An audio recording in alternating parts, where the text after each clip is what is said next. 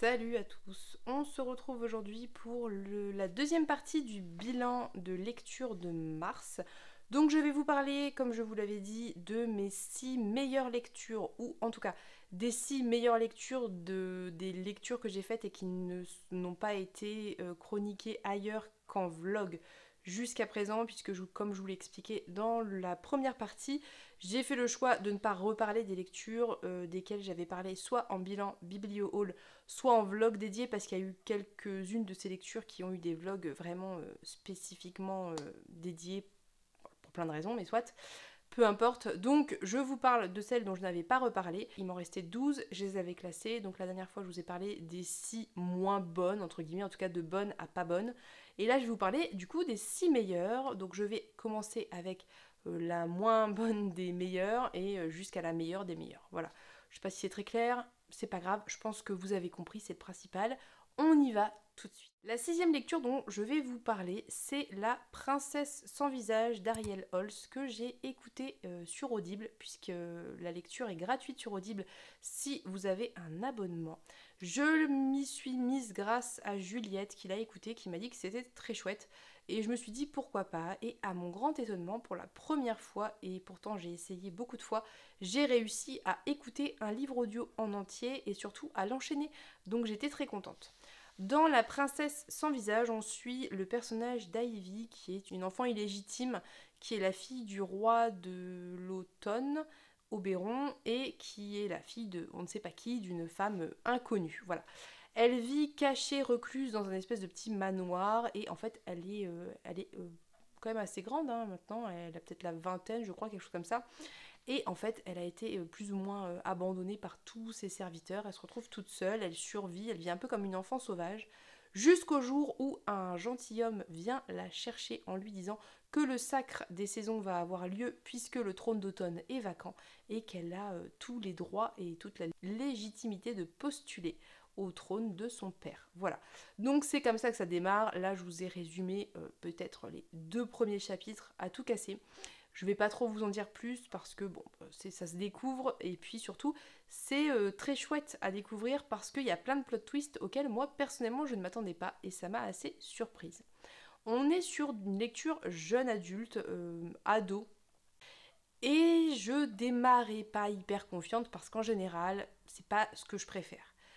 Mais à ma grande surprise, c'était vraiment très chouette.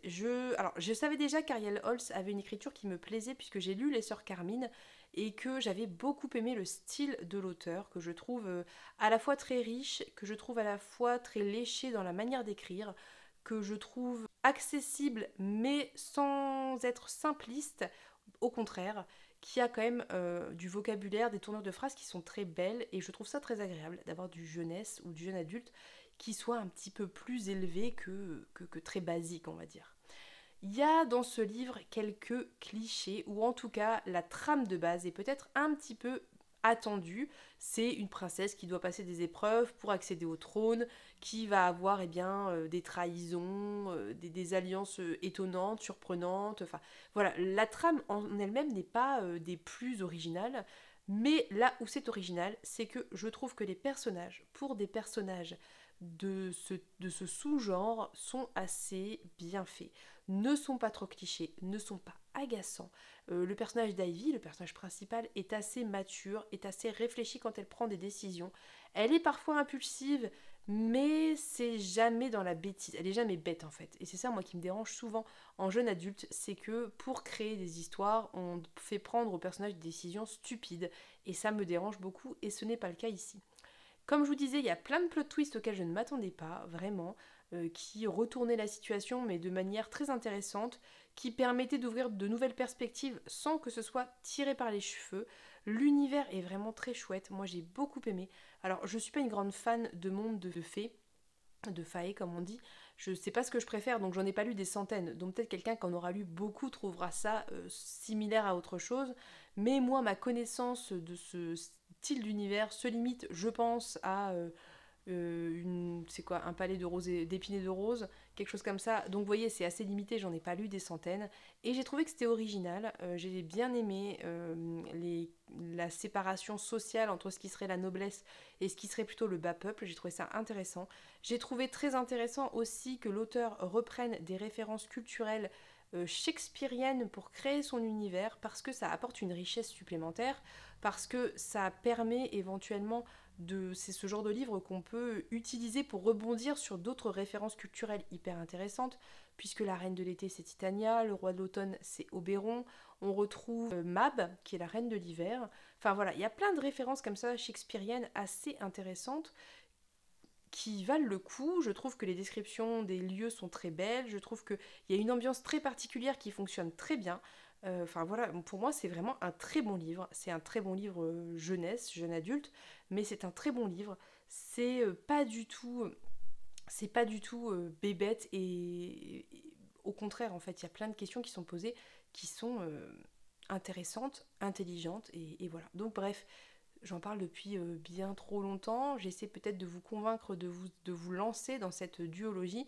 Mais vraiment, je trouve qu'on manque, en tout cas de ce que j'en ai lu et de ce que j'en vois, on manque de ce style de livre qui soit de la fantaisie jeunesse, ado, avec des références culturelles, avec une écriture chiadée, avec un style intéressant qui permette des réflexions, qui soit en même temps surprenant tout en reprenant des schémas et des personnages somme toute relativement stéréotypés. Enfin bref, pour moi c'est un très bon mélange, c'est très bien passé, j'étais à fond dedans et je suis en train de terminer l'écoute du deuxième et dernier volume de cette duologie et j'aime toujours autant, donc on en reparle très bientôt.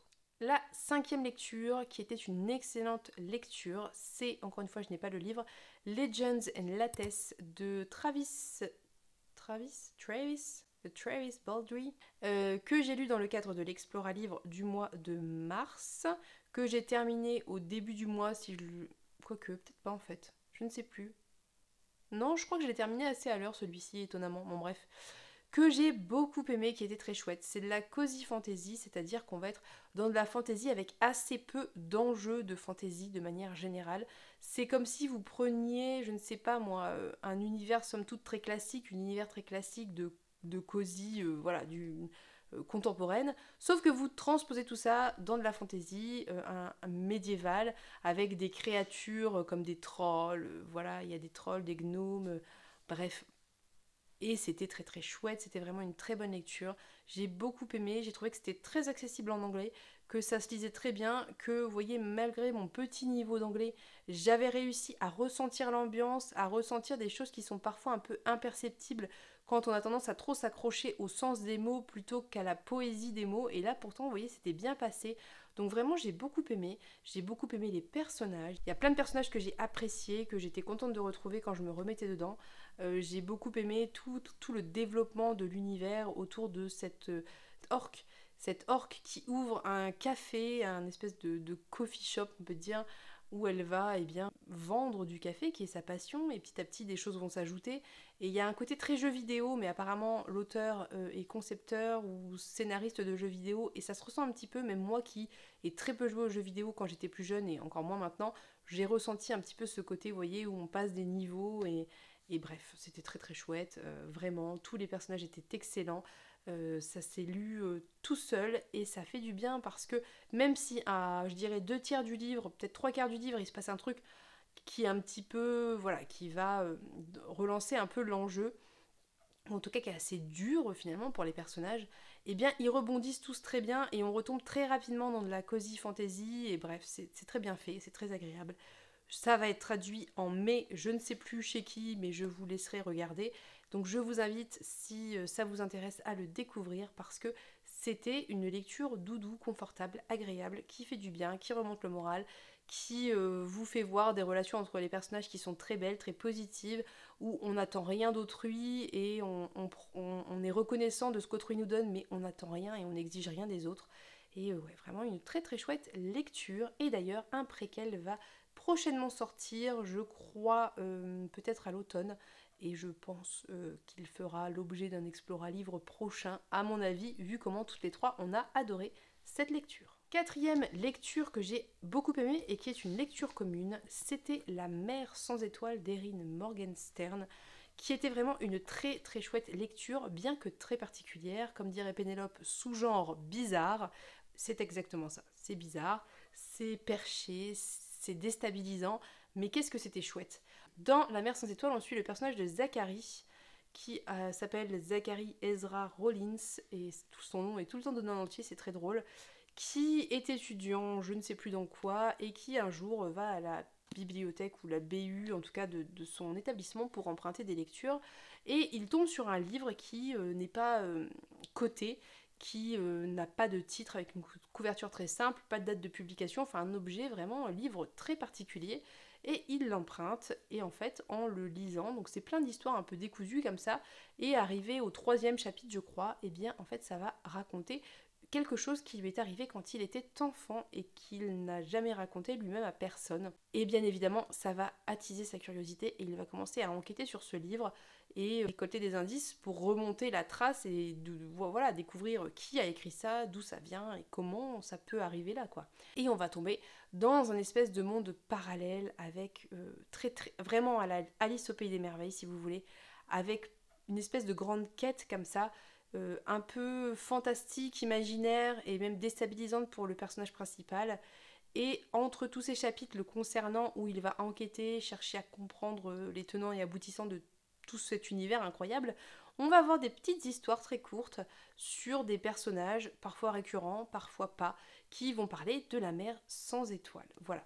C'est difficile à résumer, vous l'imaginez bien, c'est très particulier, un peu à la Piranèse, et bien que Piranèse soit plus facilement résumable, je trouve, et c'était vraiment une très bonne lecture. Avec Pénélope, on a beaucoup aimé. On était ravis de le lire ensemble parce que ça permettait d'échanger quand on n'était pas sûr d'avoir compris, parce qu'à plein de moments, on est déstabilisé. Et il y a ce côté hyper satisfaisant où, arrivé à un certain pourcentage du livre, eh bien, le puzzle se met en place tranquillement et les pièces s'ajoutent les unes aux autres et ça commence à prendre du sens. Et ça fait tilt dans la tête et c'est vraiment une sensation que je suis... de laquelle je suis très friande. J'adore cette sensation de comprendre, de me rappeler qu'il s'était passé ça et que ça a un lien avec ça. Enfin, vraiment très très chouette lecture, j'ai beaucoup aimé. C'est un coup de cœur de cette année. Bon, vous allez voir que vous imaginez bien, les prochaines seront aussi des coups de cœur, hein, vu l'ordre.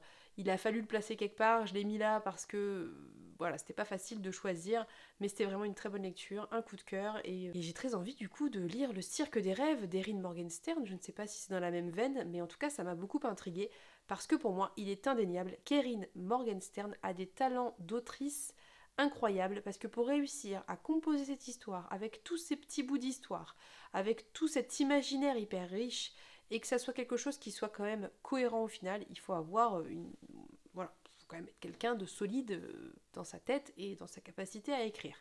Je sais que ça n'a pas plu à tout le monde et je peux parfaitement le concevoir parce que vraiment c'est très bizarre, parce qu'on ne comprend pas tout et que c'est pas toujours facile d'accepter de ne pas comprendre certaines choses et de lâcher prise et de se dire bah tant pis quoi. Et la fin donne des réponses mais est quand même très mystérieuse. Enfin, bon, c'est particulier, ça ne peut pas plaire à tout le monde, c'est une certitude.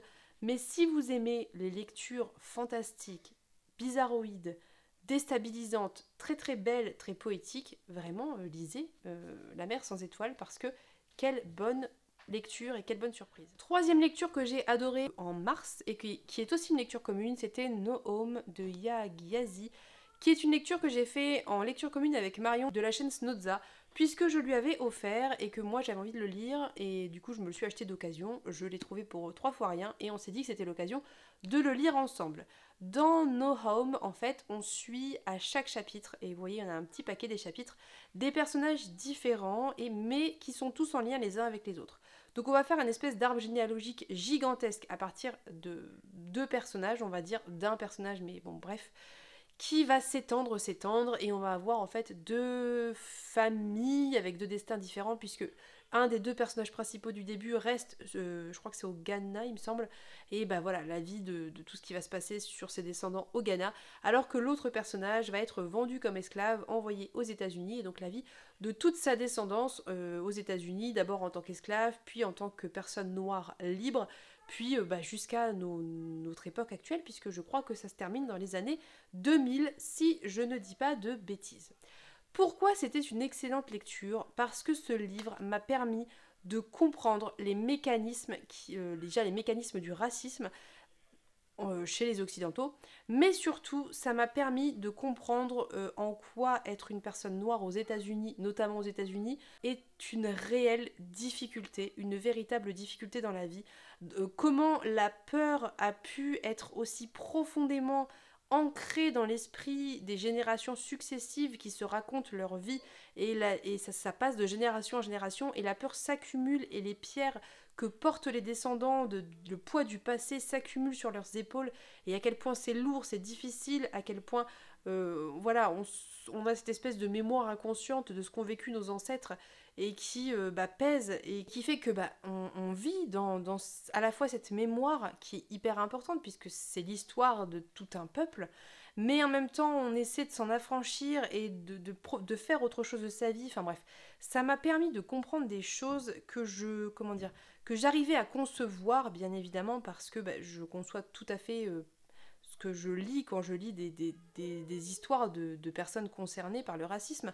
Mais là, j'ai eu la sensation de réussir un petit peu, alors un petit peu à ma mesure, à me mettre à la place des personnages et à vraiment saisir l'essence de cette peur, de cette colère, de toutes ces émotions très très violentes, très très fortes qui les habitent. Ce livre a réussi à mettre en place dans ma tête un mécanisme de compréhension plus concret que ce que j'ai pu lire précédemment qui me donnait l'impression d'entrer en empathie, de concevoir, mais pas vraiment de ressentir aussi fort. C'est vraiment un livre qui est très fort en émotion. Je sais que ça peut pas plaire à tout le monde le fait qu'on ne s'arrête pas sur un personnage, mais qu'on passe tout le temps de personnage en personnage et que finalement on n'a jamais totalement les tenants et aboutissants de la vie de chacun. Mais l'objectif est très clair, c'est de réussir à voir la racine du mal, entre guillemets, la racine de l'esclavagisme et de l'origine de tout ça jusqu'à nos jours, jusqu'à maintenant où le racisme existe encore, sous d'autres formes peut-être, plus ou moins cachées peut-être, mais existe encore, et où les personnes noires, les personnes racisées ont peur de ce qui peut leur arriver, et notamment aux États-Unis où on sait que être noir et sortir dans la rue, c'est s'exposer à se faire tuer à tout instant, quoi. Donc bref, c'était vraiment très fort, c'était une excellente lecture, j'ai adoré. Il y a des chapitres que j'ai plus ou moins aimés, des chapitres plus ou moins durs, plus ou moins violents, des personnages totalement différents parce que la vie et les caractères et voilà. Ouais, vraiment, c'est une lecture très très puissante pour moi, très prenante, vraiment ce genre de lecture qui vous habite et à laquelle vous repensez et à laquelle vous pensez et repensez constamment et qui ne s'efface pas comme ça, qui ne disparaît pas comme ça, avec des chapitres, certains plus que d'autres, que j'ai envie parfois de relire parce que j'y repense et qu'ils me travaillent. Enfin, bref, une excellente lecture. Voilà, je ne peux que vous inviter à découvrir cet ouvrage, je ne peux que vous inviter à vous y intéresser parce que ça porte la parole de personnes racisées, en tout cas c'est une autrice racisée qui va essayer de porter la parole peut-être de ce qu'elle ressent, de l'histoire de ses ancêtres et peut-être d'autres histoires qu'elle a collectées de gens qu'elle connaît, enfin je sais pas, voilà, mais bref, très bonne lecture, excellente lecture, très puissante, très dure, mais très belle. Et, et voilà, donc je vous invite vraiment à découvrir cette autrice. L'avant-dernière lecture que je vais vous présenter est un tout petit ouvrage que j'ai adoré très très fort et c'est Galatée de Madeline Miller que m'a offert Pénélope dans notre swap, que j'ai lu à la fin du mois un petit peu pour passer des lectures rapides et enchaîner sur des choses qui se lisaient bien et qui me permettaient d'avoir un rythme plus rapide et de me faire plaisir, parce que ça fait plaisir de terminer un livre. Et j'étais tellement contente de le lire, de le découvrir. C'était vraiment une excellente lecture. Dans Galatée, on suit sans grande surprise le personnage de Galatée, qui est donc la statue que Pygmalion a créée et qui a reçu la vie par une déesse, je ne sais plus laquelle, peut-être Aphrodite. Et donc en fait, on va suivre Galatée 10 ans après avoir pris vie, être devenue une humaine. Sa vie avec Pygmalion, où on en est 10 ans plus tard, après qu'elle ait eu un enfant avec lui.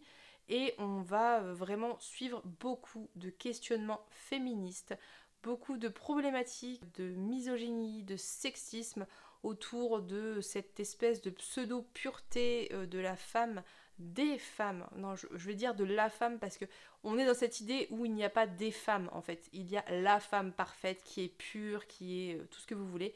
Et c'est ça que poursuit Pygmalion comme but, et c'est un but extrêmement misogyne, sexiste, violent, insupportable. Voilà, très concrètement insupportable. Et c'est pour ça qu'il a créé sa propre femme, pour qu'elle soit pure de tout autre regard, de tout autre toucher d'homme, pour être sûr qu'elle soit sa créature à lui, comme lui il la veut, et bon bref, voilà. Je vais pas trop m'étendre, c'est très court, je vous invite à le découvrir, d'autant qu'à la fin, on a une espèce de post-face de la part de Madeline Miller qui explique pourquoi cet ouvrage, pourquoi ce mythe, pourquoi ce format, et c'était passionnant. On apprend vraiment des choses très intéressantes et on comprend les motivations qui sont à l'origine de l'écriture de cet ouvrage, et c'était passionnant. J'en ai parlé un petit peu plus en vlog, je vous le remets en barre d'infos si jamais vous voulez en savoir plus, mais je ne vais pas trop en dire ici parce que ben voilà, c'est très court, et même s'il n'y a pas de surprise dans l'histoire, hein, puisque le mythe de Galatée, si vous le connaissez, vous savez comment ça se passe, comment ça se termine, etc. Mais bon, voilà, je veux pas trop vous en dire plus. En tout cas, sachez que ça fait partie de mes meilleures lectures de mars, que c'était un coup de cœur parce que j'adore l'écriture de Madeline Miller, j'adore l'esprit de Madeline Miller, sa vision des mythes, et que il ne faut pas oublier que c'est sa spécialité, que c'est une spécialiste de la littérature grecque antique, et ça se sent, et c'est assez génial. La dernière lecture que j'ai placée en numéro 1 de mes lectures du mois de mars. Alors bon, voilà, c'est difficile de classer parce que je lis des choses assez différentes, dans des styles différents, de tailles différentes, donc voilà. Mais bon, soit, c'est pour la forme, hein, concrètement. C'est un Becky Chambers, et c'est le deuxième volume des Voyageurs, c'est Libération, que j'ai lu en lecture commune avec The Riddler, et qui était évidemment une excellente lecture que j'ai adorée. Dans Libération, on suit le personnage de Poivre qu'on a déjà croisé dans l'espace d'un an, et dans lequel, si vous avez lu l'espace d'un an, vous savez qu'on a appris qu'elle avait un passé assez douloureux, assez difficile, où elle avait dû s'échapper. Elle était arrivée dans un vaisseau voilà, de briques et de broc, et voilà, tout ça on l'apprend dans l'espace d'un an, donc on a le point de départ déjà. Et on fait un focus sur elle et sur un autre personnage qui est une IA et qui s'appelle Sidra. Et on va suivre un petit peu d'une part, le passé de Poivre, donc tout ce qui s'est passé quand elle était enfant, ce qui lui est arrivé, l'évolution de sa vie, comment elle a fait pour s'échapper, etc., etc. Et on va suivre son présent avec son compagnon qui s'appelle Bleu, et avec Sidra qu'elle accueille chez elle, enfin qu'ils accueillent chez eux du coup, et qui est une IA qui essaie d'avoir une vie normale avec tout ce que ça va impliquer, parce que les IA, pour la plupart d'individus qui sont des individus biologiques en fait, n'ont pas, n'ont pas de statut et n'ont pas droit à une existence propre. Ce ne sont que des outils. Et en fait, vous imaginez bien que Sidra va se battre un peu contre ça. On a des questionnements de recherche identitaire de la part de Sidra, et il y a aussi beaucoup de questionnements sociaux autour des IA notamment, et autour d'une part des IA qui ne sont pas considérés comme des êtres vivants valables, mais aussi de ces humains qui ont été créés dans un objectif précis, avec un but précis, et qui sont à peine traités, enfin qui sont traités comme des humains par les personnes qui vivent dans la coalition, ou je sais plus le nom, mais pas par ceux qui les ont créés. Voilà. Donc, comme toujours chez Becky Chambers, il y a des moments parfois difficiles, mais toujours contrebalancés par, si vous voulez, cet amour d'autrui, cette gentillesse, cette douceur entre les individus, ce respect, cette compréhension. C'est pour ça que Becky Chambers, c'est des lectures doudou, c'est que c'est pas forcément sans aspérité, mais dans l'ensemble, il y a un respect entre les individus, il y a un respect d'autrui, de la culture d'autrui, de la manière de vivre d'autrui. Voilà, c'est là où c'est beau et c'est bien fait, et j'ai beaucoup aimé cette lecture. Ça s'est lu beaucoup trop vite à mon sens, et le prochain est encore plus petit et plus court, donc ça se lira encore plus vite, et ça me désole malheureusement. Mais quelle très très bonne lecture, j'ai beaucoup aimé. C'est vraiment très différent, je trouve, de l'espace d'un an, où on va pas avoir franchement d'histoire, mais plus des relations. Là, il y a quand même une histoire, il y a quand même un truc à résoudre, mais voilà, le fond reste toujours très humain, j'allais dire. C'est pas humain parce qu'il n'y a pas que des humains. Bref, je pense que vous avez compris ce que je voulais dire. Je ne peux que vous recommander la lecture de tous les Becky Chambers dans tous les cas. Moi, je sais qu'il m'en reste 3, et c'est triste, hein, puisqu'il me reste les 2 derniers tomes des Voyageurs et il me reste, il est là-bas, Une prière pour les cimes timides qui ne va pas trop tarder à y passer. Mais voilà, quelle excellente lecture. Et nous avons prévu à la fin du mois, je pense, de lire avec The Riddler le tome 3 qui s'appelle Les archives de l'Exode et qui va cette fois-ci traiter, je pense, plutôt de mouvements de population, d'émigration, ce genre de thématiques très importantes. Voilà, donc c'est un coup de cœur. Cela ne vous surprendra pas, je pense. C'était donc mes 6 dernières lectures de ce qui me restait, dont j'avais pas encore fait de bilan, ni de chronique, ni rien.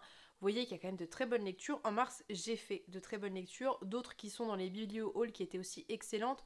Je pense par exemple à La fille aux mains magiques, qui était une excellente lecture et qui est dans tous les cas un coup de cœur et qui fait partie de mon top des lectures de ce mois de mars et même de l'année jusqu'à présent. Donc je vous invite à aller voir les différents bilans pour avoir un petit peu une idée de ce que j'ai lu en mars. Mais sachez que je suis assez contente parce que finalement j'ai plutôt bien lu alors que ça partait mal et j'ai lu de très bonnes choses. Voilà. Nous verrons en avril si le bilan est aussi bon dans l'ensemble ou pas.